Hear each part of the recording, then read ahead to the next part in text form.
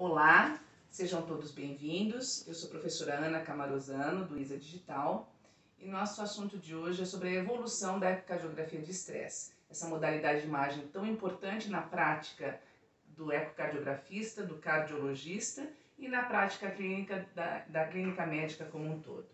Então, a ecocardiografia de estresse, ela começou na década de 70, com Krause e Kennedy avaliando alterações segmentares, mas através do modo M e alterações parietais, e o modo M nós sabemos que ele tem uma resolução muito ruim do ponto de vista espacial. E à medida que nós tivemos o avanço para o eco bidimensional, nós fomos expandindo a modalidade e finalmente com o advento da harmônica, que melhorou a análise da resolução de borda endocárdica, e com o formato quad screen, que você obtém a mesma imagem em vários momentos do teste e faz comparação entre elas, aí sim nós tivemos grande reprodutibilidade e maior amplitude do método. Então, o que seria essa imagem harmônica, né? Nós trabalhamos muito com a imagem fundamental, né? Trabalhávamos, melhor dizendo, atualmente não trabalhamos mais. Então, trabalhávamos com a imagem fundamental. Você emite uma determinada frequência, por exemplo, 2 MHz, e existe o eco, o retorno, o reflexo da mesma frequência emitida. Consequentemente, tudo que nós ensonamos é refletido e, consequentemente, nós temos maior grau de artefatos na imagem. Com o advento da harmônica, os tecidos que têm a propriedade de produzir harmônicas, como o miocárdio é capaz de produzir alguns harmônicos, eles fazem voltar um reflexo de múltiplos da frequência emitida. Então, se eu emito uma ensonação de 2 MHz, eu vou ter a reflexão de 4 MHz, por exemplo. Consequentemente, as estruturas que estariam refletindo tudo que seria da frequência fundamental, elas não fazem mais isso, porque existe como se fosse um filtro dentro da máquina que subtrai essas frequências de reflexo fundamental e permitem apenas a melhoria da imagem pela obtenção dos tecidos que produzem harmônica. E como eu disse, como o miocárdio tem esta propriedade, pelo menos de produzir alguns harmônicos, a resolução da imagem cardíaca ela fica muito boa. E nós diminuímos a quantidade de artefatos e melhoramos a resolução da imagem. De um modo simplificado, é isso que a harmônica nos permite. E com o advento do quad screen, uma vez que nós obtenhamos uma determinada imagem, por exemplo, um apical 4 câmaras, eu vou conseguir pegá-lo no repouso, baixa dose de dobutamina ou baixa carga de esforço, no pico e na recuperação. Eu tenho que enquadrar exatamente o mesmo apical 4 câmaras, e eu depois posso fazer análises comparativas. Isso nós fazemos com parasternal longitudinal, com transverso, apical 4 câmaras, 3 câmaras e 2 câmaras. Desde que eu coloque as imagens no repouso, baixa dose, pico e recuperação.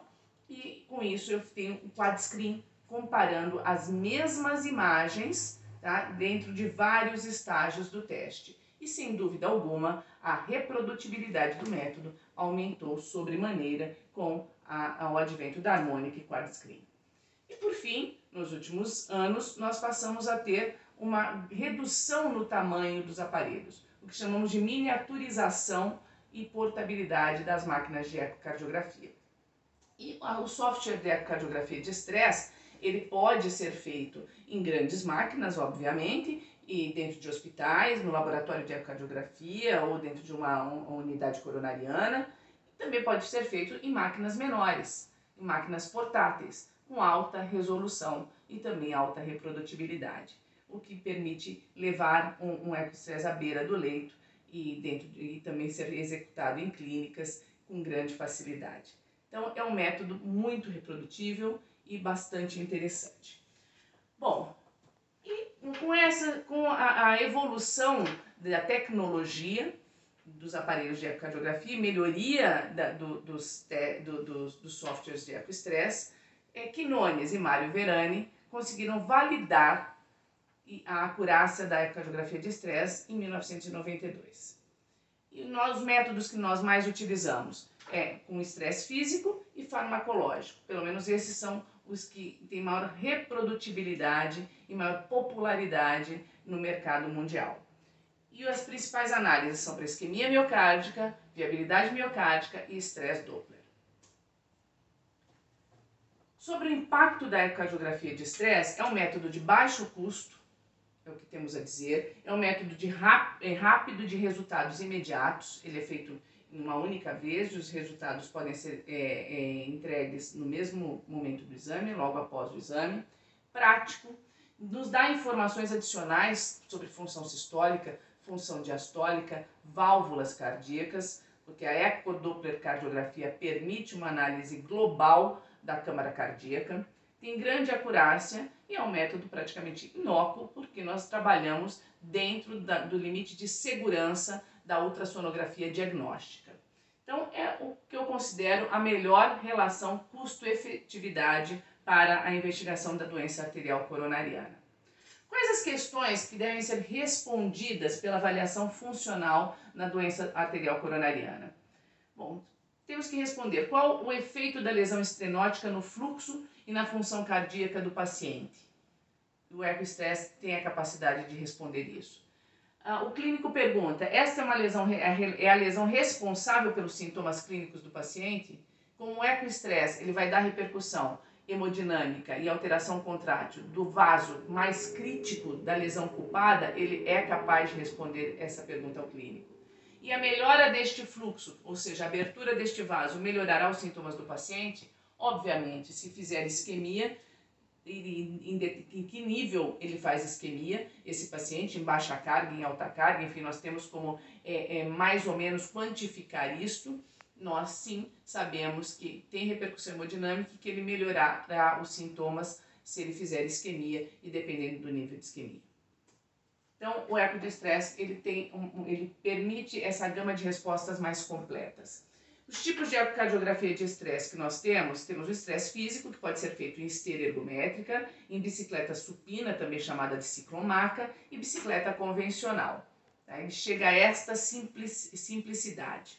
Podemos fazer o estresse farmacológico, onde os fármacos mais empregados são os inotrópicos positivos, como a dobutamina, geralmente associada à atropina, e vasodilatadores, como dipiridamol e adenosina, sendo mais utilizado o dipiridamol. E tem outras formas de ecocardiografia de estresse que foram testadas, ainda são utilizadas em pontos específicos, em centros específicos, mas não tem reprodutibilidade e nem muitos não são familiarizados com elas, como por exemplo o marcapasso esofagiano, vasoconstritores, esses daí nós não utilizamos muito na prática mundial.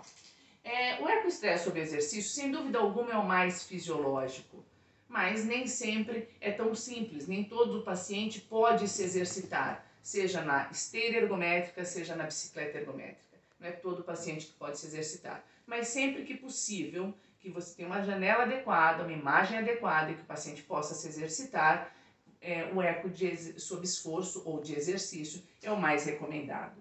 Tá? Então aqui a logística da ecocardiografia de exercício, como você vai adequar a sala, né? Se for com esteira ergométrica ou com bicicleta supina ou bicicleta convencional, realmente tem que estar tudo muito próximo, né? A maca do paciente, a esteira ergométrica, ou se for ciclomaca, ele já vai fazer exatamente na ciclomaca, como nós podemos ver aqui, e você vai acompanhando junto ao programa de aumento de carga e velocidade e vai monitorando o eletrocardiograma e a pressão e frequência desse paciente. No estresse farmacológico, como eu havia dito, os inotrópicos positivos ou simpático-miméticos mais utilizados é a dobutamina na ecocardiografia de estresse. Como vasodilatadores coronarianos, o dipiridamol é o mais utilizado na ecocardiografia de estresse e a adenosina fica em segundo plano. E os vasoconstritores, situações que poderiam levar a vasoespasmo, como ergonovina, a hiperventilação, o frio e o próprio marcapasso esofagiano também dentro da ecocardiografia de estresse, estes hoje não são praticamente utilizados, a não ser em centros específicos e pontuais dentro do centro mundial, né? Bom, qual a diferença quando eu faço ecoestresse farmacológico com dobutamina e com dipiridamol? Com dobutamina eu vou precisar da bomba infusora, porque porque a dobutamina não deve ser aplicada em dripping, ela deve ser aplicada utilizando-se uma bomba infusora, e aí sim, dentro de uma dose específica pelo peso do paciente, ela é administrada. Enquanto que o dipiridamol, ele é administrado em bolos, tá? Então, ele é colocado numa seringa e administrado em bolos. Bom, do ponto de vista de recomendação para desempenho e interpretação da ecocardiografia de estresse, a Sociedade Americana de Cardiologia, American College, American Heart Association, eles consideram que a interpretação dos ecocardiogramas de estresse requer ampla experiência em ecocardiografia e deve ser realizada por médicos com treinamento específico nessa técnica. Claro, porque você precisa já saber fazer bem os ecocardiogramas, tem que ter uma rápida obtenção nas imagens ecocardiográficas e um olho mais apurado, melhor dizendo, para ver a análise segmentar, que não é uma análise muito simples de ser vista, então é um estágio mais avançado, de modo que a Sociedade Americana considera que além do treinamento de nível 2, que seria a ecocardiografia avançada, a realização e interpretação supervisionada de pelo menos 100 ecocardiogramas de estresse é necessária para atingir um nível mínimo de competência para a interpretação e realização independente do método. Bem, em 2004, o Ministério da Saúde ele colocou as indicações para realizarmos eco de estresse nos pacientes portadores de doença cardiovascular, aqui falando na nossa portaria nacional do Ministério da Saúde. E colocou que o eco de estresse está indicado, isso inclusive pelo SUS, na pesquisa de isquemia miocárdica, na pesquisa de viabilidade miocárdica, na investigação da resposta hemodinâmica na doença valvar e na avaliação de miocardiopatia dilatada e hipertrófica, e aí com protocolos específicos.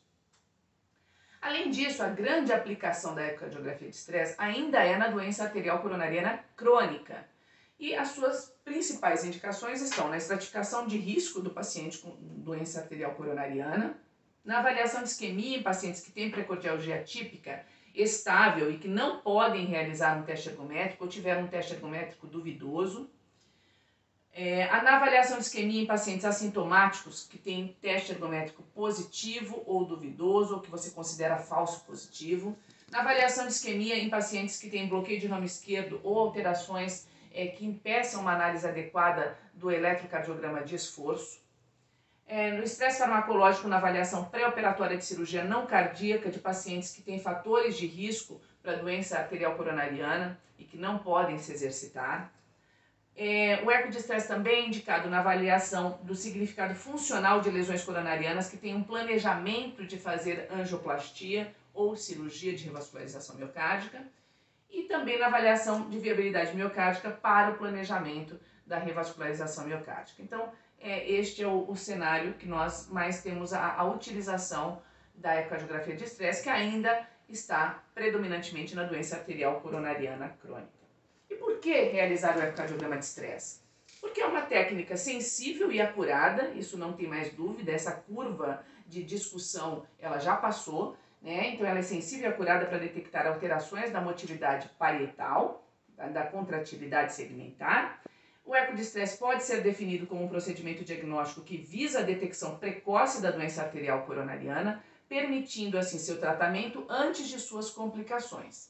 E ele tem uma boa correlação com o vaso ocupado e a parede alterada junto à ecocardiografia de estresse. E tem resultados absolutamente comparáveis às demais modalidades de imagem que se propõem a avaliar isquemia miocárdica.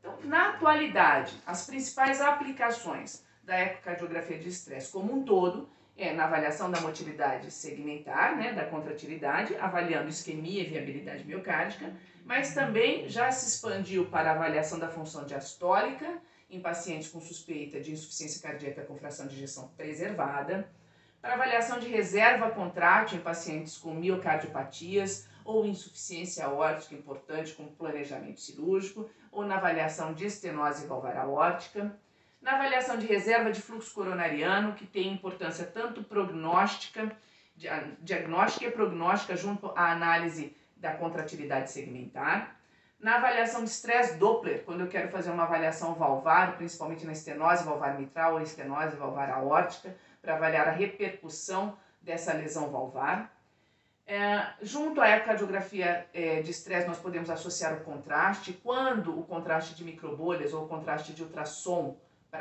está indicado junto à ecocardiografia de estresse. Quando eu não tenho uma adequação na visualização de pelo menos 2 segmentos miocárdicos e eu preciso otimizar a análise da borda endocárdica. E coadjuvantemente pode-se fazer análise da perfusão miocárdica se houver software específico para tal e treinamento específico para tal. O eco de estresse associado ao speckle tracking ou strain bidimensional, que permite uma avaliação mais objetiva da deformidade tecidual junto ao estresse. E análise também de linhas B pulmonares, que permitem avaliação e quantificação da congestão pulmonar, fazendo uma análise comparando repouso e estresse, se linhas B apareceram junto à ecocardiografia de estresse.